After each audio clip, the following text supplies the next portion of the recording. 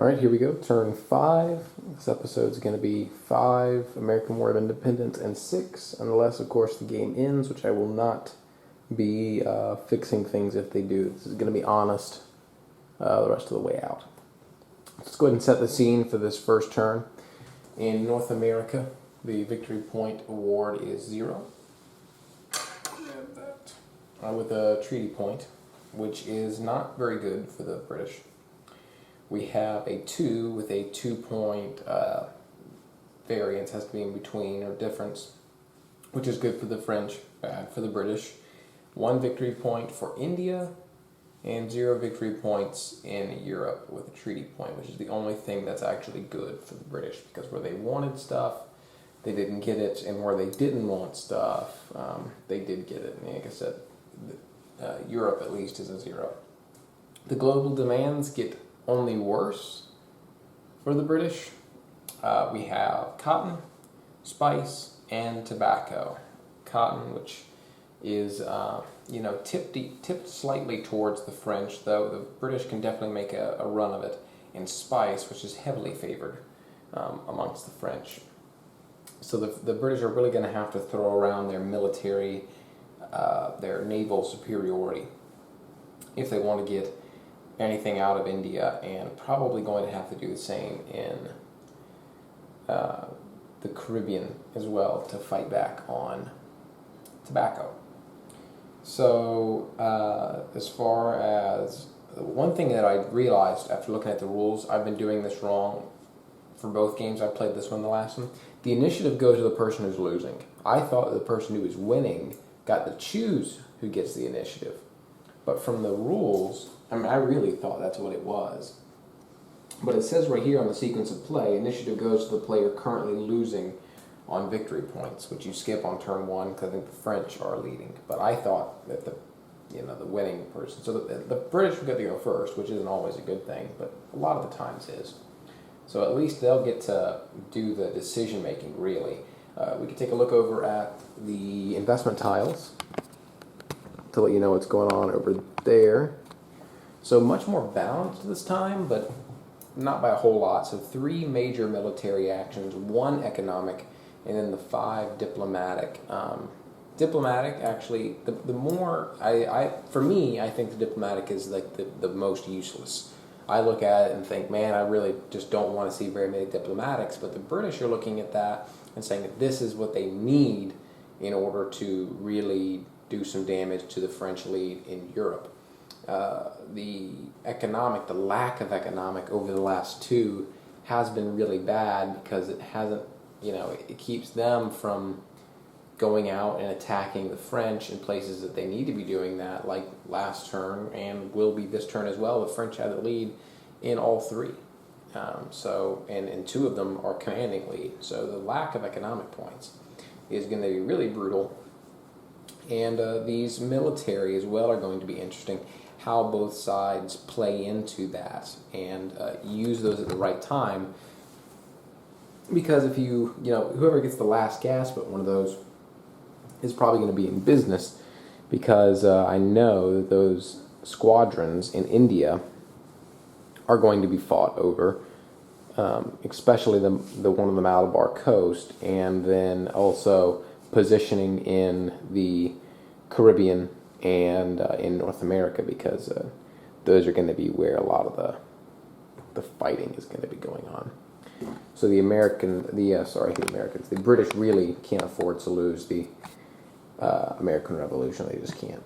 There's no way without staying around. So I really could see the French wrapping it up this time, only because the task is so daunting for the French. There's just so many places for the British to lose that I don't know if it'll be possible. But we'll see. The French hand of cards is La Gabella, I think. And this is diplomatic, and it allows them score 2 victory points, or 3 if you have the governance keyword, which I don't even remember if they do or not. Mercantilism and scholarship. They do not. They probably should have taken another look at that. It's only 1 more, though. So that those 2 victory points are good. And then they have some extra diplomatic points in Europe, and then they can get their squadron in an extra squadron, which will help immensely against the British dominance. The British have this card, which I'm not going to pronounce. This one is place one conflict marker in the Northern Colony subregion, and then if there are more British than French flags in North America, which there definitely are, score 3 victory points. So that's a big one. They really wanting to get victory points outside of the normal means, which is also what this card does. Score 1 victory point if France has no squadrons in Europe, which it does not. They might hop out with that immediately. And then the Salon, which allows them to crank up the French debt, which obviously hinders your opponent. So it'll be the British up first, as they should have been going first this entire time, with their backs against the wall and a lot of difficult decisions to make. Okay, so the British go first. They're going to grab the only economic major action, which is a 4 and a 2 diplomatic. And the one thing I just realized is that, once again, so many variations in this game. Since we're in the Revolution era, tobacco is now pretty much worthless. It's only worth 1 victory point, plus it gives you a debt. Spice is worth 3, but it also gets you a debt. So if the French were to get both of those, and their debt is on the max, it's really going to cut into the margin that they're going to make on those victory points, which would just, would be great. So having looked at that, I feel a little bit better. Plus, cotton has gone up in value to 3. And cotton is what we're going to be talking about here, because with those 4 economic, they're going to go ahead and grab both of these. This one from here and this one from here, because you can't jump. Or daisy chain, however you want to call them. That'll give them the lead in cotton, 3-2. And of course they can spend as other ones as much as they would like, because it's major action. It's the only one, so this is the only real time they're going to get to do much of anything. So they're going to go ahead and spend 2 of their treaty points and a debt to get 3. Pop a cotton over here. They're then going to, I'll wait on a second just to make sure that I'm not going to do anything else. They still have 3 more debt they can spend. And of course you don't like to do that too early, because then you are going to be, we're going to be without options the rest of the time. But they have to get a way into either the tobacco. Tobacco is so useless now, I don't even think that I'm going to even spend any effort at all fighting for it. I'm going to let the French have that. So spice is the other one, and we can cut the French off from the spice markets if we can get rid of that fleet in the Malabar coast, the squadron, and can cut them off from their territory here. So I'm thinking about nipping this one and using our Carnatic Coast market from the local alliance, the Mysores here, to kind of pin them in and keep them from doing everything. It's just there's a lot, so I may wait. I don't know. You don't have a lot of flexibility after that. We could cut them off to the cotton market, to leave them here. Okay, so we're going to spend 2. Left-handed was a bad idea. 2. Move the debt up by 113 to cut that off. Then we're going to exhaust our advantage tile in the Carnatic Coast to place a marker, which I wanted to put here originally because I didn't want them taking back any of these, but now I'm kind of tempted to do it there. Either way they can get it, so I'm going to drop it down here. So that does it up for the major. Now it also comes with a 2 diplomatic, which there's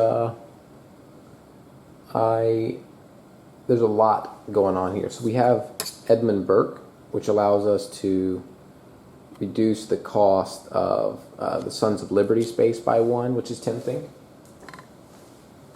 The camera's almost dead, so let me plug it in before it goes out mid-sentence. There we go. So Edinburgh could allow us to get the Sons of Liberty down by a little bit, but there's going to be plenty of time for that. We could take out Denmark, I think. Yeah, we could take out Denmark and get that Baltic trade tile away from them, so they can't use that to reduce their debt, which would be big. We could remove their local alliance or add another one ourselves. A lot of options, and I don't know which one's the best. So most of the time I just talk instead of make decisions. That's just how my life goes pretty much. So we're going to drop those 2 in Denmark. We're going to remove the alliance in Denmark, take away the Baltic trade advantage tile, and leave it up to the French now to take their action and see how they respond. But I will say I'm a little bit excited for the British. It'll probably all come crashing down, but it's given me a lot of life looking at that global demand space and seeing how much things are worth now, and tobacco really is not that big of a deal. All right, the French are picking up this one. This is the only diplomatic tile with an event, and they have an event card with a diplomatic major action on it. So they're going to grab this because if they want to play that card, they've got to. So this one is 2 major diplomatic, 2 minor economic with an upgrade tile, which I already did, and they get to do this event, which is La Gabella. And it says, bonus, you have more available debt than your opponent, which they do. And it says you get 2 economic points, which they're going to then immediately use to grab back West Bengal, undo what the British just did. And then it says score 2 victory points or more, yada, yada, yada. But they're just going to score 2 because they don't have the governance keyword. So they're just going to score 2 victory points. And that'll put it up to 29, which is, of course, 1 away from an auto win. I don't think you can auto win during the turn. I think you can only auto win at the end of a turn after you do global demands and all that stuff. So even if they do tick into the 30s, it won't be a problem for the British until a little while later. So now to the diplomatic and economic. 2 diplomatic, 2 economic minor. Now, they probably don't want to spend their... They have 4 treaty points, so, you know, the nail in the coffin could come from a couple different places. They could just rack up in Europe with all those prestige spaces and then just try and send it down that way, which I think is honestly pretty good. And don't even worry about the American War of Independence. Just try and finish the British off here. Start it off by go ahead and hopping on a couple of these prestige spaces early. Now, they also have 2 economic, which, you know, kind of is bad. I think what they will do is they're going to spend a treaty point to get up to 3. So they had 2. That's 3 to unmark, take away that space. Then they can place a conflict marker of their own, which actually, rather than spend the treaty point, they're going to leave that treaty point up there. They're going to exhaust their silk, which allows them to take -1 off of something. That's going to lower that back down to 2 and make that a non-factor. Now, they still have an Indian market that they could place a conflict marker in. The only problem is you're stuck here with 2 again. But the conflict marker on the cotton market is actually not a bad thing. So they're going to exhaust that and get a conflict marker on this. Here's their advantage tile, by the way. It's raids and incursions. This conflict marker here in Kerpa. And now they still have their 2 diplomatic. I think they could spend more here. I don't know if they want to spend more there. You know, they have plenty of debt, so I guess they might as well. They're going to spend 1, 2, 3 treaty points. and put that there. And you can't use the minor actions to move squadrons or unflagged political spaces, but you can use them to unflag markets. I'm pretty sure that's right. Okay, diplomatic. They're definitely going to drop 2 of these here. And they're going to hold off for now because they can drop some more in a little while. Like, I don't want to burn up everything on the first turn. But definitely winning those prestige bases is going to be big. Okay, British now. All right, British are going to grab this. There were only 3 event tiles out of the total, which because they didn't grab the first one, they got the economic major action, they only won. They're only going to get 1 of the 2 events, or 1 of the 3 events. So they had to grab this. 2 major military, 2 minor economic, an upgrade tile, and an event. So the event is this one that we were going to play earlier, which place 1 conflict marker in the northern colonies sub-region, which, let's zoom over there. Northern colonies sub-region, conflict marker, and that these are the only 2 eligible spaces, so they'll drop 1 there. And then it says style bonus. If you have more flags than the French, you score 3 victory points, which they do have a style, and they definitely have more flags. So they're going to score 3 victory points, which takes the total down to 26. 26. Now they can do the 2 military, 2 economic. So it costs 3 if it comes from the navy box, but only 2 if it comes from on the map. So the one they want to get rid of more than anything is the Malabar Coast. And so out of India as a whole, they're just going to grab this one. They're going to move this one from the Balearic Coast out there and drop that in there. So these are still good because they wrap around, but obviously the British are going to try and do something about that. Now, I don't think that they can target this one because this was not there at the beginning of the action round, so they can't drop those 2 economic points in there. That won't work. Now, they can spend, they only have 1 more space for a debt, though. So I was going to say they could spend some more to displace the one on the Hooghly River as well, but they can't because they don't have the resources to do that. I have to make sure that this is not, nope, that doesn't involve anything. Okay, so they get 2 economic otherwise, which they could, I don't know if it's reduced or not if you take one with a conflict marker. Something kind of tells me it's -1, but I'm not sure, so let me look it up. Yep, duh. It reduces the cost to 1, whatever it is. So they could do some more in North America. But the thing about it is, if you leave the conflict markers, that can actually be sometimes better than taking them off. But they do want to fight for the victory points here. So they're going to do 2, because it cost 1. They have 2 total.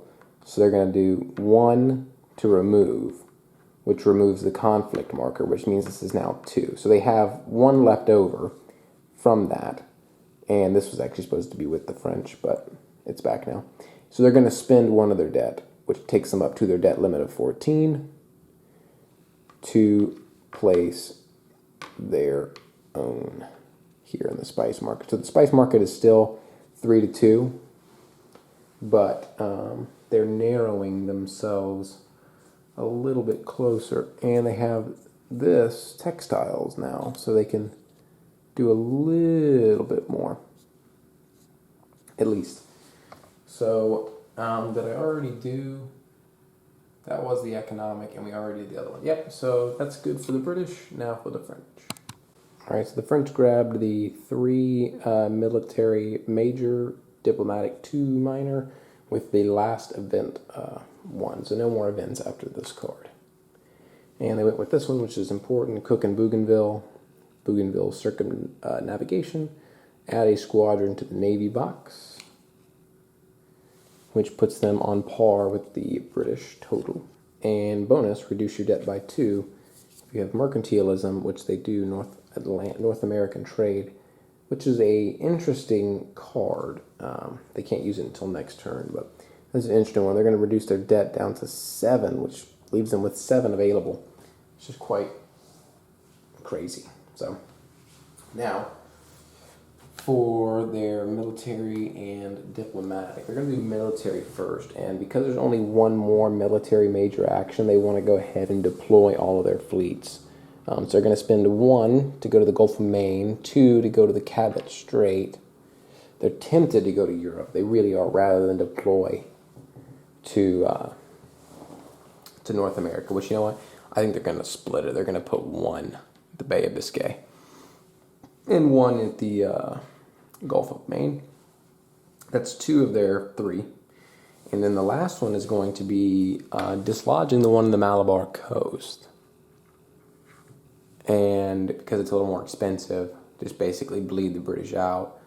They're going to displace this one, which will cost them 2 because it's on the map.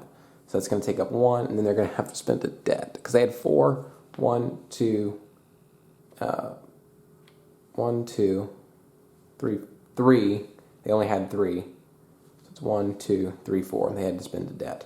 This places this back to the Navy box, and they have the Malabar coast. This one's more important than is the one on the Hooghly River. So, especially for the spice markets. So they're going to go with this one over, and that gives the British 3 in the Navy box, which if you displace, it costs 3 from there, which is really expensive, and the British have no wiggle room. So this is like a way to kind of shore themselves up, at least. So they have a 2 diplomatic as well, and they're going to keep pounding away at the European theater. They're going to drop another one in Spain, which will have to spend a debt on, which now they have 5 available still.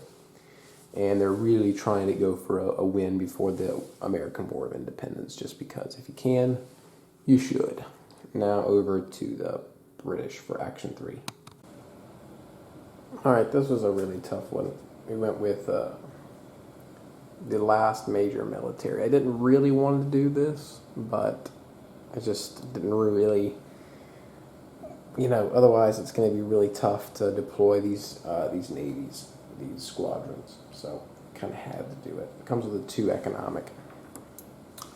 So went over a lot about what to do with these squadrons, and I wanted to take the Malabar coast, but I'm really not going to be able to, because I don't have, but I'm going to be able to use it next turn, and then I won't be able to capitalize on it even being useful. So I'm not going to mess with it. I'm going to place out more fleets instead of less. So we're going to go with the Hooghly River.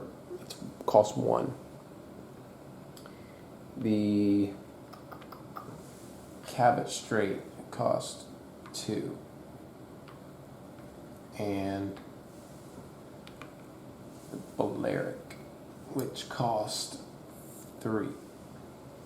And the conflict markers cost 1 if it's in a protected space. Now, do we even have any?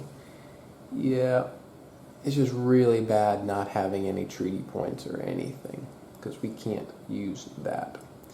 So they're not going to use it, and then we will have those 2 economic points. Debated quite a lot with doing with that, but we can't really use it in India yet. We could use it next turn, but this turn it doesn't do us any good, so we're going to exhaust the Caribbean pirate havens advantage tile, put a conflict marker here in the Cuba Passage East, and then unflag St. Lucia with the 2 economic points, in hopes of narrowing this down to where they don't get those 2 points, because that's obviously kind of like a nail in the coffin for the British. So not perfect, but it's something, and it balances out.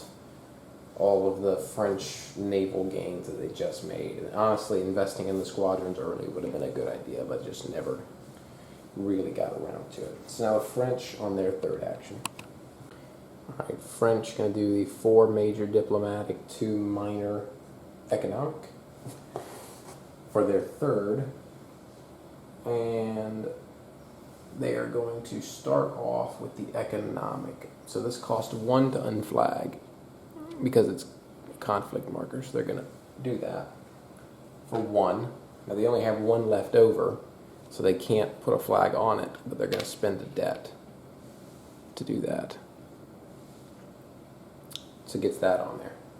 That's all they can do with that minor action. Then they have 4 diplomatic, which they're going to spend focusing on Europe. Should grab a handful of these markers because they may be putting out more than 1 or 2. So 3, they have 4 total. Going to spend 3 there. They have 1 left over. Spend 2 more, 1 there plus 2 debt, which brings them up to 12. They still have 2 left over. And is there anything with 2? I mean, there's a 2.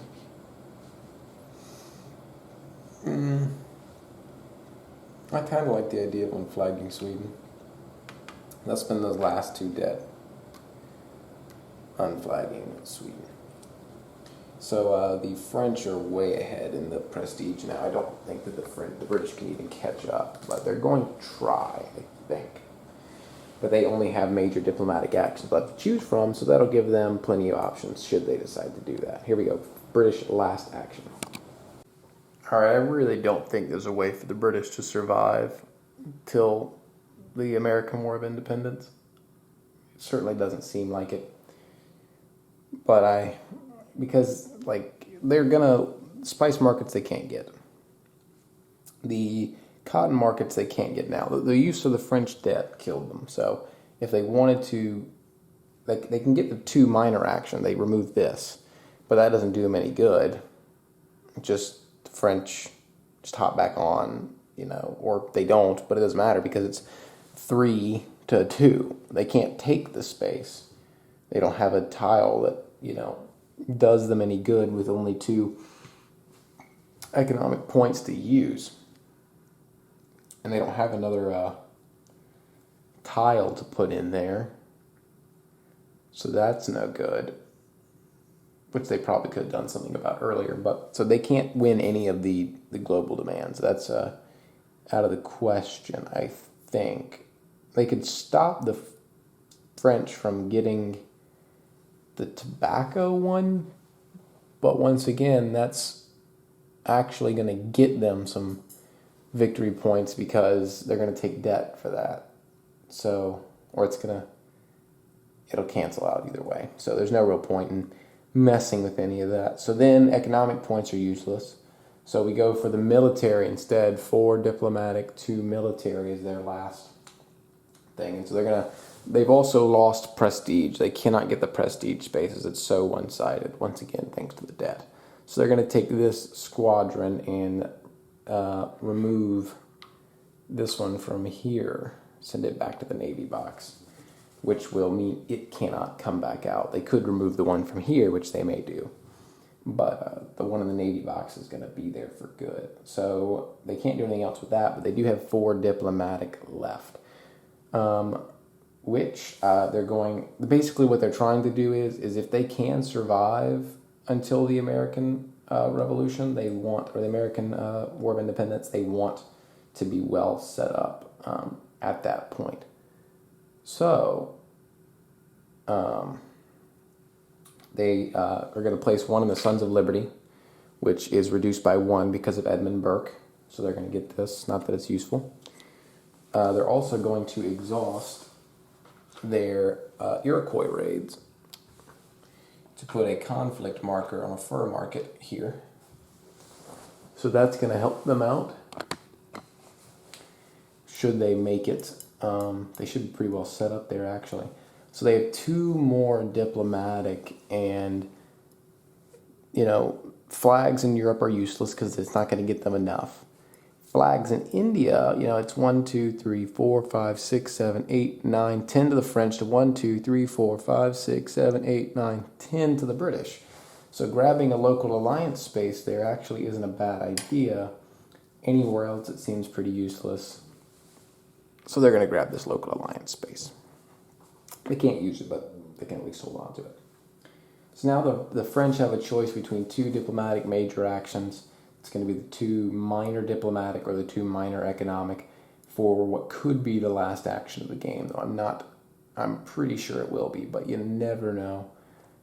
That card that moved the victory points 3 is actually pretty huge for the British right now. It looks like it. The tiles just have not come out well for them the last 2 turns. But anyways, the French have a big decision to make because they might already be good, but if not, they might be able to seal the deal.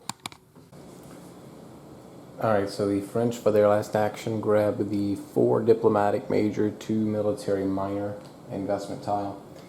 They're going to go, went ahead and used the military to get an upgrade, a bonus war tile in the American Revolution, so they've kind of got an eye that way as well. There's nothing really else they could do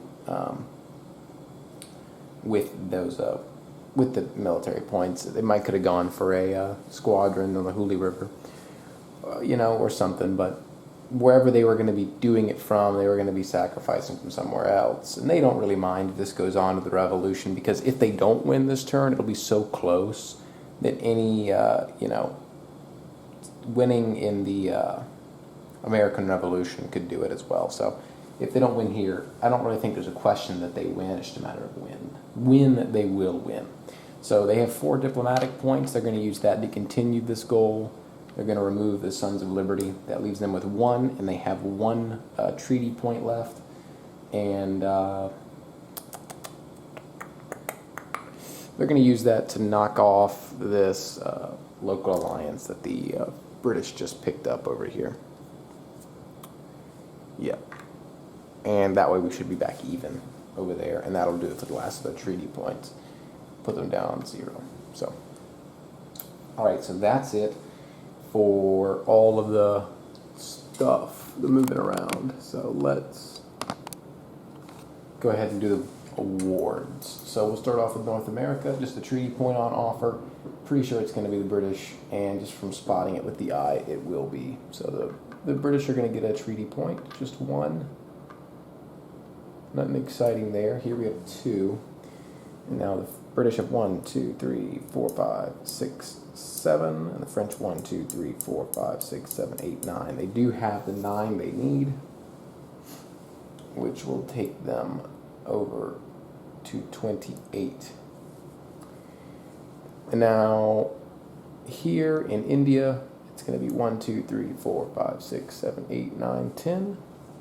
British 1, 2, 3, 4, 5, 6, 7, 8, 9, 10. Nobody gets that. The treaty point will go to the French for sure, and the prestige will go to them as well, which puts them on exactly 30. So we still have to do the global demands. Cotton is going to go to the French 4 to 2, so it's 33. Spice is going to go to the French 3 to 2. 36 it would be, they have to take a debt, so it's 35. And then tobacco goes to the French, but they're not going to get anything because the debt takes care of it. So 35 is the final score, which means that it will be a French victory. And I'm not, as much as I would like to, I'm not going to do it twice. I'm not going to, I don't even know how I could at this point. Just the sheer, when did we get furs and fish? The stuff didn't come up when they needed it to. The British, this game was not won or lost in anything that I've played in this turn or last turn. It was lost in turns before that, allowing the Caribbean to slip, allowing Europe to slip way before that. I can only imagine. They've gotten at least, 5, 6, 7, 8, 9 points off of Europe in the last 2 turns. That's huge.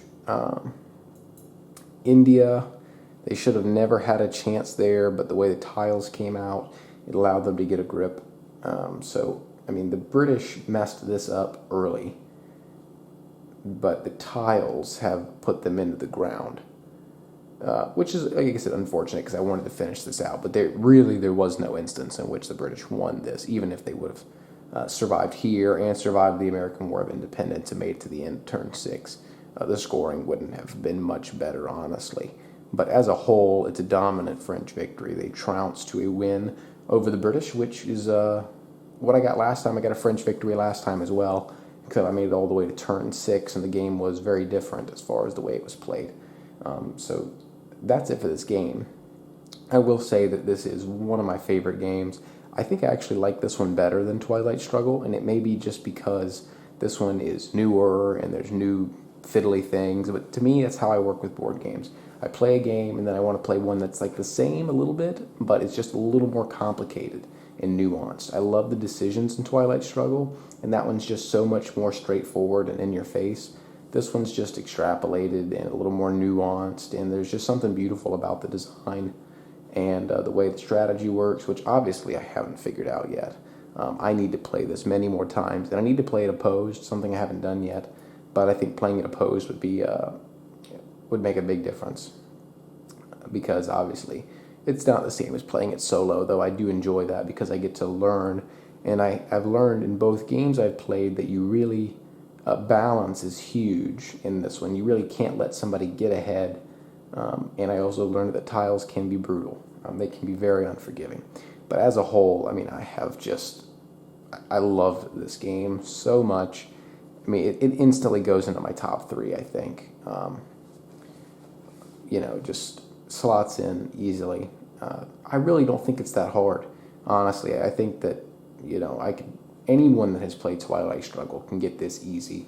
And I think even people that have played some of the lighter games, people that have played Pandemic and that sort of thing, could even, as long as they're into the topic, not necessarily the topic, but are not opposed to something of this theme, if they only like a trivial sort of game, then if they're open to trying something a little different, then I think this would fit for them as well. I would try them out on Twilight Struggle first, but this one is not beyond anyone's capabilities. So to wrap this up, this has been great.